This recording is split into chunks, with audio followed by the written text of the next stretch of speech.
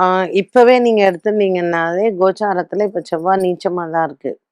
So செவ்வாய் நீச்சமா இருக்கு.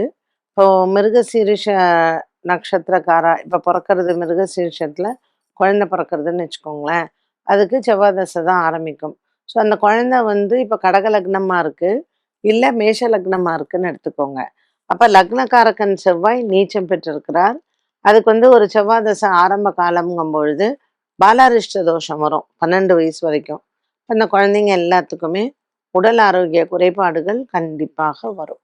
இப்போ செவ்வாய் நீச்சமா இருந்து அந்த தசா நடக்கும் பொழுது வேலைக்கு போறாங்கன்னா அந்த சரியான வேலை கிடைக்காது.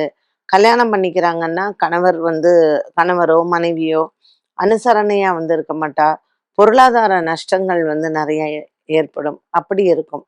அட் த சேம் டைம் இவங்களுக்கு இப்போ ஆம், மகர லக்னம்னு வச்சுக்கோங்களேன். மகரத்துல வந்து செவ்வாய் உச்சபலம். இப்போ மகர லக்னத்துக்கு 7ல வந்து செவ்வாய் நீச்சமா இருக்கு.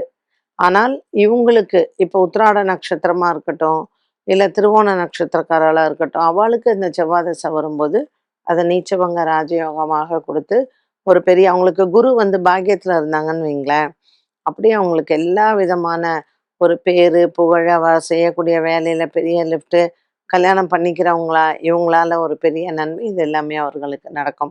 ஸோ இட் டிபெண்ட்ஸ் எந்த லக்னம்ங்கிறது ரொம்ப ரொம்ப முக்கியம்.